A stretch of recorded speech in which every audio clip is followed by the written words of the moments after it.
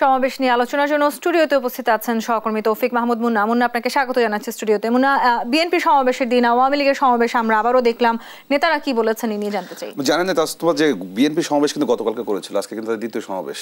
গতকাল কিন্তু আওয়ামী লীগ কোনো সমাবেশ করে নাই, তারা গতকালকে শুধু যৌথ সভা করেছিল। তবে হ্যাঁ, আজকে তারা কিন্তু সমাবেশ করেছে ঢাকা মহানগর উত্তর আওয়ামী লীগ উদ্যোগে মোহাম্মদপুরে। এবং এই সমাবেশে আমরা দেখেছি যে জাতীয় নির্বাচনের পর আবারও কিন্তু রাজনীতি কিন্তু বেশ দুই পক্ষ সমাবেশ করছে। এবং এই সমাবেশে আমরা দেখেছি যে আওয়ামী লীগ সাধারণ সম্পাদক স্পষ্ট বলেছেন যে তারা মাঠে থাকবেন, বিএনপি যদি সমাবেশ করে তারা মাঠে থাকবেন এবং আবারও সে আগের মতো পাল্টাপাল্টি সমাবেশ হতে পারে এবং সম্ভাবনা দেখা যাচ্ছে। এবং এই সমাবেশের মাধ্যমে আওয়ামী লীগ কিন্তু বড়টা শোডাউন করলো যে মোহাম্মদপুরে আজকে যে সমাবেশ ছিল সেখানে জাহাঙ্গীর নানকের নেতৃত্বে প্রেসিডেন্ট মেম্বার তার এলাকাতে, এবং সেখানে আমরা দেখেছি পুরো মোহাম্মদপুর এলাকা, বিশেষ করে বিহারি ক্যাম্প, কৃষি মার্কেট, সমস্ত এলাকাতে আমরা দেখেছি নেতা কর্মীরা। এমনটা আমরা দেখেছিলাম কিন্তু 28 অক্টোবর সেটা ছিল বৃহৎ সমাবেশ, তারপরে দেখলাম কিন্তু আজকে, অর্থাৎ আওয়ামী লীগ কিন্তু আবারও মাঠে, যদি তারা ক্ষমতায় তারা আবারও মাঠে কিন্তু নামছেন এবং বিএনপি থেকে তারা রাজপথ ছাড়বে না এবং তারা বলছেন যে দেশের জানমাল রক্ষার জন্য তারা কিন্তু সমাবেশ করছে।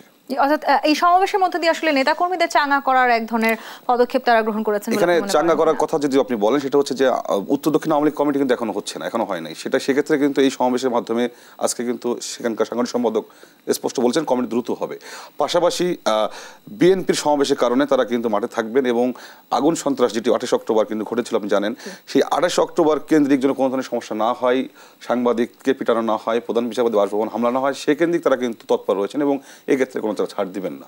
অর্থাৎ আসলে সামনে যখনই আমরা বিএনপি সমাবেশ দেখবো বলা যেতে পারে যে আমরা আওয়ামী লীগেরও এক ধরনের সমাবেশ একই সময় দেখতে পাই। আগের মতোই সম্ভাবনা বেশি এখন যতটা মনে হচ্ছে, যদি আওয়ামী লীগ ক্ষমতায়, তারা বলছেন পাল্টাপাল্টি নয়, তারপরেও তারা কিন্তু সমাবেশ করছেন এবং একই দিনে যে সময় আওয়ামী লীগ করছে সেই সময় বিএনপি, অর্থাৎ বিএনপি বিকেলে নয়াপল্টনে, আওয়ামী লীগ বিকেলে মোহাম্মদপুরে, এটাই পার্থক্য, কিন্তু একই দিনে হচ্ছে আর কি। আগামী দিনের রাজনীতিতে আসলে কোন দিকটি গুরুত্ব পাচ্ছে আজকের এই সমাবেশে আপনি কি দেখেছেন? আগামী দিনের রাজনীতি আসলে রাজনীতির এখন যেহেতু নির্বাচন শেষ হলো 7 জানুয়ারি, সেই হিসাবে খুব বেশি দিন নাই, সেক্ষেত্রে এখন আগামী নির্বাচন অপেক্ষা করা পর্যন্ত আসলে খুব একটা এখানে রাজনীতির পট পরিবর্তনের কোনো সুযোগ নাই। যেমনটি বলছিলেন, আমি আজকে প্যাকেজে বলছিলাম যা আমি সাধারণ সম্পাদক বলেছেন, ডোনাল্ড লুর বিষয়টা, বিশ্বের মার্কিন সরকারের পররাষ্ট্রমন্ত্রী ভোটের আগে যিনি বেশ ভূমিকা রেখেছিলেন, তিনি কিন্তু আবার দেশে আসছেন, সেটাকে কিন্তু বিএনপি পুঁজি করে তারা চেষ্টা করছে আবারও সেই ধরনের স্যাংশন বা এমনটা দাবি কিন্তু আওয়ামী লীগ নেতাদের। তো আওয়ামী লীগ বলছেন যে এবার ডোনাল্ডের সফরটা সম্পূর্ণ ভিন্ন, কীভাবে বাংলাদেশের সাথে সম্পর্ক যেটা আগে কিছুটা খারাপ ছিল সেটাকে উন্নয়ন করা যায় সেটা, সেই জন্য তারা আসছেন।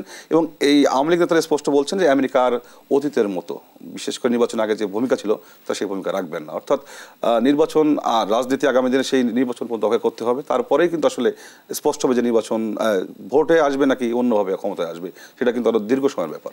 ডোনাল্ড লুর আসলে বাংলাদেশে আসার যে সফরের যে বিষয়টি সেটি যথেষ্ট গুরুত্ব পেয়েছে কিনা? অবশ্যই গুরুত্ব পেয়েছে। ডোনাল্ড লু খুব গুরুত্বপূর্ণ ব্যক্তি, তিনি মার্কিন সরকারের পররাষ্ট্রমন্ত্রী এবং ভোটের আগে তার যে ভূমিকা ছিল বিশেষ করে বাংলাদেশে তিনি বেশ পরিচিত। তার এবারের সফরটা আওয়ামী লীগ বলছে স্পষ্ট এটা কিন্তু কোনো ধরনের নির্বাচন কেন্দ্রিক, নির্বাচন পরবর্তী সফর নয়, এবং তারা বলছেন এটা সম্পর্ক উন্নয়ন, যে সম্পর্কটা কমে গেছিল সেটা কিন্তু উন্নয়নের জন্য। আর বিএনপি তারা আওয়ামী লীগ বলছেন, বিএনপির দাবি, আওয়ামী লীগের দাবি, বিএনপি বলছে যে তারা আবারও সেই ক্ষমতা যাওয়ার স্বপ্ন দেখছে আমেরিকাকে সামনে রেখে, ডোনাল্ড লুকে সামনে রেখে। জি মুন্না, আপনাকে অসংখ্য ধন্যবাদ আমাদেরকে স্টুডিওতে সময় দেওয়ার জন্য। আপনার মধ্যে দিয়ে আমরা আজকের এই সমাবেশ নিয়ে জানতে পেরেছি। দর্শক, স্টুডিওতে আওয়ামী লীগের সমাবেশ সম্পর্কে জানাছিলেন সহকর্মী তৌফিক মাহমুদ মুন্না।